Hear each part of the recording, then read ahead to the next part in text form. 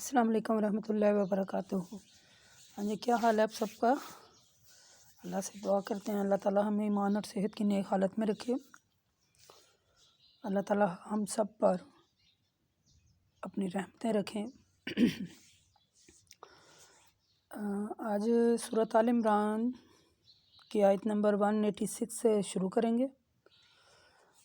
یہ آیتیں چلیں پڑھتے ہیں، اس کا ترجمہ پڑھ کے اور تفسیر آپ کو سناتے ہیں، اس کی تلاوت بھی کرتے ہیں، پھر آپ کو صحیح سمجھ آ جائے گی کہ اللہ تعالیٰ نے انسان کو ہر چیز کے بارے میں بتا دیا۔ وہ یہ نہیں کہہ سکتا کہ مجھے یہ نہیں تھا پتہ اور یہ ایسے تھا اور یہ ایسے، اور کتاب میں بتا دیا ہے۔ اور اللہ کے رسول صلی اللہ علیہ وسلم جو ہمارے نبی ہیں، پریکٹیکل کر کے انہوں نے دکھا دیا کہ زندگی ایسے گزارنی ہے۔ تو چلیں شروع کرتے ہیں۔ آیت نمبر 186 ہے، سورۃ آل عمران ہے۔ اعوذ باللہ السمیع العلیم من الشیطان الرجیم من ہمزہ ونفخہ ونفثہ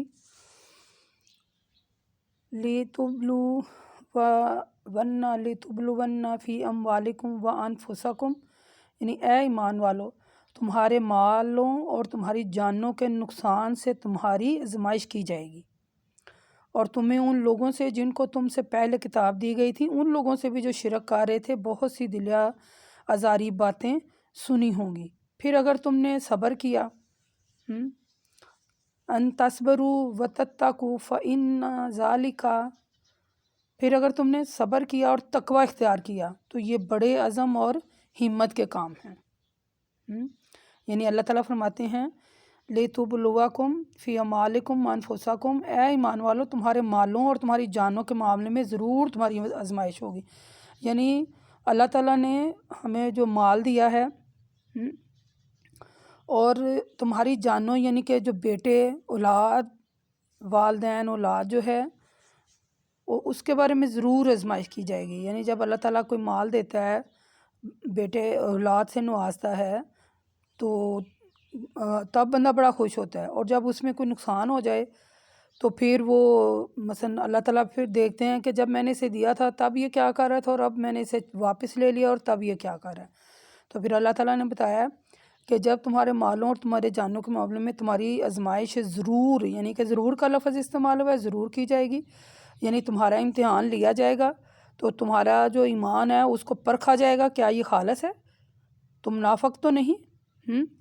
تو پھر اللہ تعالیٰ فرماتے ہیں اس میں کہ یعنی کہ اے ایمان والو، مثلا ہم نے پیچھے سورۃ بقرہ میں آیت نمبر یعنی 155 اور 157 تک، یعنی یہ تینوں آیات میں ہم نے پڑھا تھا نا کہ اے ایمان والو، ہم ضرور کس قدر خوف، بھوک سے، اور کس قدر مال، جان اور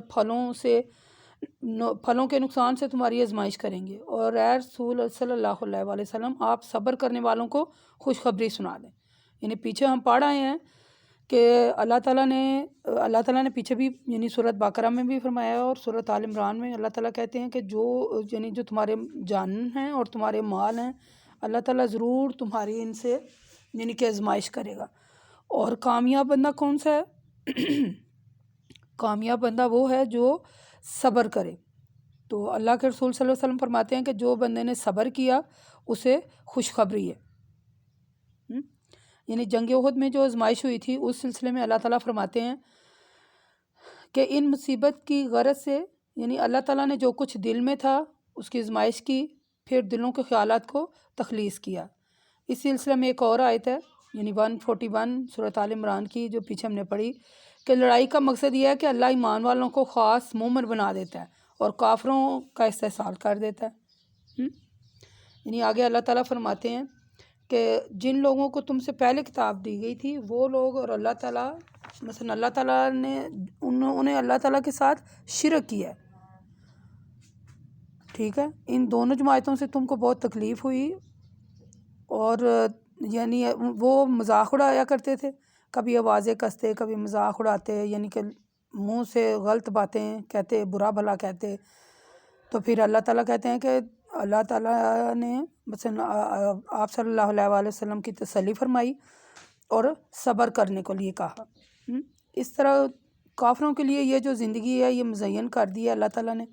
تو دنیا مثلا جو ایمان والے ہیں دنیا کے لحاظ سے خوشحال نہیں دکھتے تو ان کا مذاق اڑاتے ہیں۔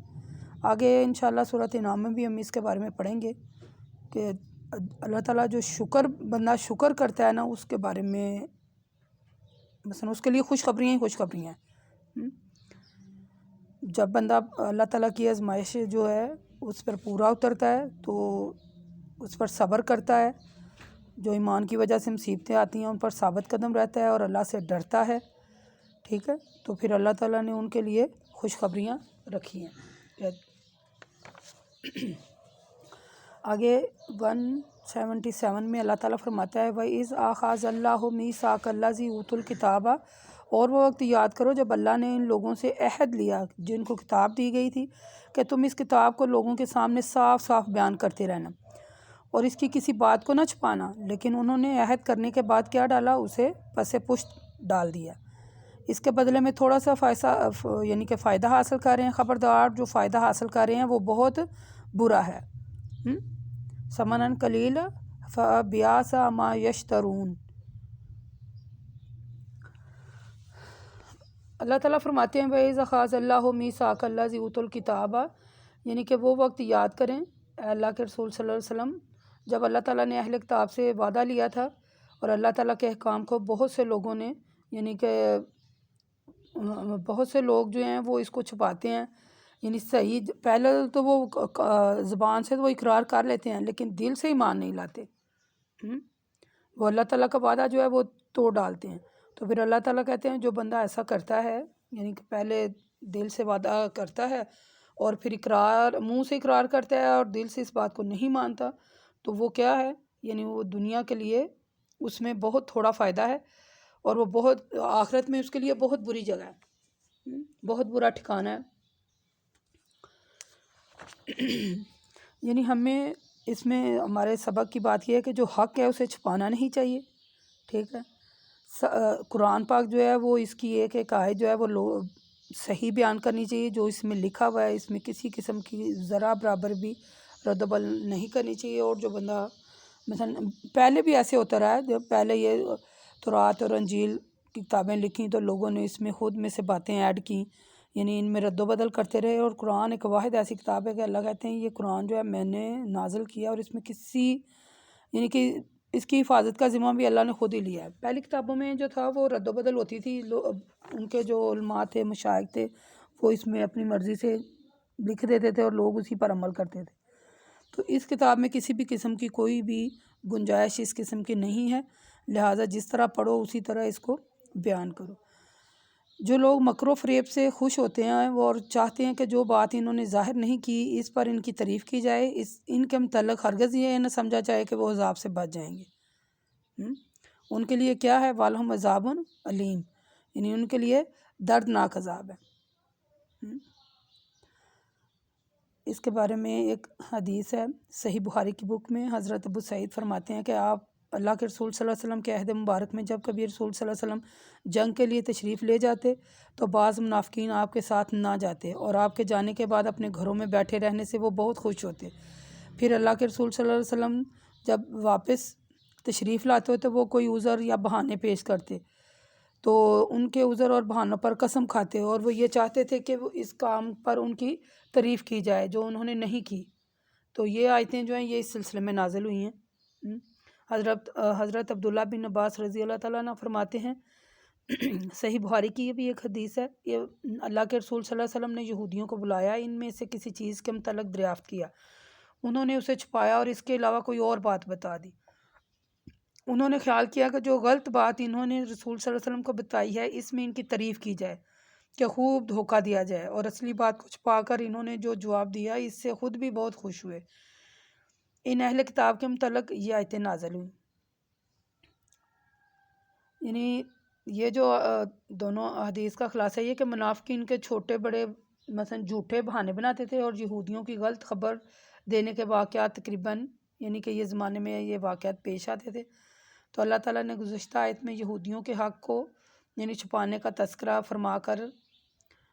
فرمایا اور یہودی اور منافقین دونوں کو غلط بیانی اور فریب دے کر جو خوش ہوتے اس کا تذکرہ فرمایا۔ غلط بیانی کرنا مثلا مکر و فریب پر خوش ہونے میں یہودی اور منافق دونوں ہی شریک ہیں۔ تو یہ آیتیں اللہ تعالیٰ نے ان دونوں کے مثلا بیک وقت ان دونوں کو وعید سنائی ہے کہ یہ غلط بات ہے۔ یعنی یہ آیتیں اس حق میں نازل ہوئی ہیں۔ یعنی منافقین جنگ میں شریک بھی نہیں تھے ہوتے اور بہانے بناتے تھے، اور جب وہ واپس آتے تو وہ قسمیں کھاتے اور اصل جو وجہ تھی اسے ظاہر نہیں تھے کرتے، اور کہتے تھے کہ ان کا راز فاش نہ ہو جائے۔ تو یعنی کہ وہ جو بہانے بناتے تھے وہ چاہتے تھے کہ ان پر اللہ کے رسول صلی اللہ علیہ وسلم ان کی تعریف کریں، لیکن ایسا نہیں ہوتا۔ تو جب بھی کوئی بات پوچھی جائے اس کا صحیح جواب دینا چاہیے، بات کو چھپانا نہیں چاہیے۔ وَلِلَّهِ مُلْكُ السَّمَاوَاتِ وَالْأَرْضِ وَاللَّهُ عَلَىٰ كُلِّ شَيْءٍ قدیر، آسمان کی اور زمین کی بادشاہت اللہ ہی کے لیے ہے اور اللہ ہر چیز پر قادر ہے۔ یعنی اللہ تعالیٰ نے یہودیوں اور منافقین کو مثلا عذاب کی وعید تو سنائی ہے، اس آیت میں بتایا کہ وَلِلَّهِ الْمُلْكُ السَّمَاوَاتِ وَالْأَرْضِ، جو کچھ بھی آسمان اور زمین میں ہے سب اللہ کی بادشاہت ہے۔ تو انسان اس کی مملکت سے کہیں بھاگ نہیں سکتا۔